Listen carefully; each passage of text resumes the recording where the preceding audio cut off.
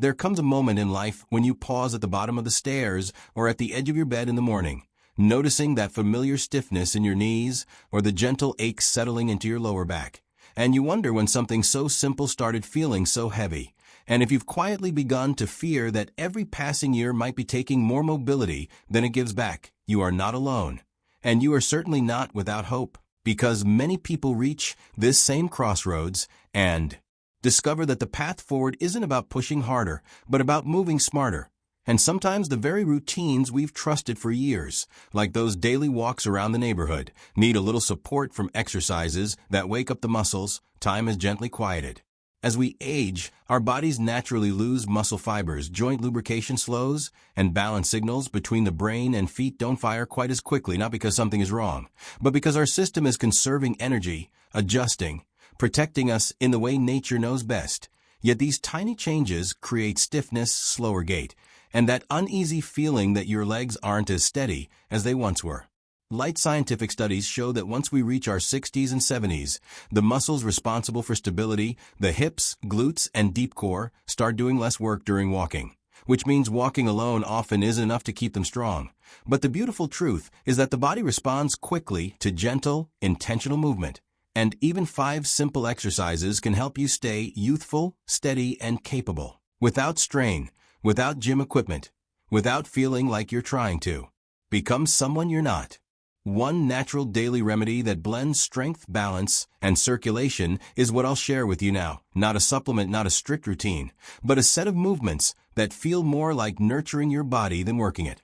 The first exercise is the chair lift, where you sit down slowly into a sturdy chair and stand back up with just a bit more awareness than usual, using your legs instead of your hands, doing this 10 times, once or twice a day. This wakes up the quadriceps and glutes, the very muscles that keep us from falling or losing balance during everyday tasks. The second is the heel-toe raise, where you stand behind the chair and slowly lift your heels, then your toes, almost like rocking forward and back. And this simple motion strengthens the calves and the small stabilizers in your ankles, improving circulation and reducing that heavy, dragging feeling in the feet. The third exercise is the side leg lift, where you stand tall, hold the back of the chair lightly, and gently raise one leg out to the side, feeling the outer hip switch on, and doing this 8 or 10 times per leg while breathing slowly. Over time, this can ease hip stiffness and support balance in ways walking alone cannot. The fourth is the marching lift, lifting one knee at a time while standing, almost like marching in slow motion, letting your arms float naturally at your sides. This taps into your deep core and hip flexors, helping you stay steady on uneven ground and making everyday movements, getting into the car, stepping onto a curb, feel smoother and safer. The fifth exercise is the wall push, a soft variation of a push-up done standing, leaning into a wall and pressing away, strengthening your arms and chest while engaging the muscles that support your upper back and posture, helping you breathe better and walk taller. Each of these movements can be done at home, at your own pace, with no rush, no pressure, just a sense of gently waking parts of yourself that may have gone quiet over the years. The best time to do these exercises is when your body feels warm, after a shower, after a cup of tea, or after a short stroll around the living room, because warm muscles are kinder, more flexible, more willing to move without resistance. Try choosing 3 of these exercises in the morning and the other 2 in the evening, or repeat all 5 once a day if that feels right.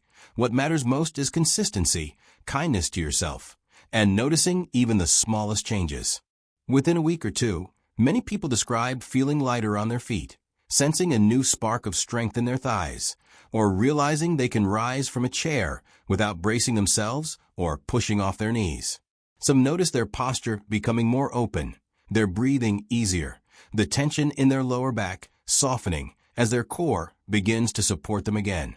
These improvements are gentle, realistic, and steady, like watching a sunrise stretch quietly across the sky, reminding you that progress doesn't always roar, it often hums, it whispers, it reassures. And with each passing day, as your joints feel a little less creaky and your steps feel a little more yours, you may find a renewed appreciation for your body, not for how it used to move, but for how it's learning to move again. Repetition becomes rhythm, rhythm becomes confidence, and confidence becomes freedom, the freedom to bend, to step, to reach, to trust your own balance in ways that make daily life feel simpler and safer. These small exercises are not about turning back time. They are about honoring the time you are in, strengthening the muscles that hold you, supporting the joints that carry you, and giving your later years the comfort and ease you deserve. So as you breathe through each movement, as you feel warmth returning to the places that once felt tight or tired, remember that your body is still listening, still capable of change, still eager to support you when you treat it with attention and patience. And let this become a daily moment of gratitude, a quiet reminder that you are not moving to fight aging, but to celebrate living, that every gentle lift and bend is a promise to yourself, a way of saying, I still choose strength, I still choose steadiness, I still choose hope. And in that choice, day after day, you stay young in the ways that truly matter, in spirit, in movement, and in the quiet courage to care for yourself with love.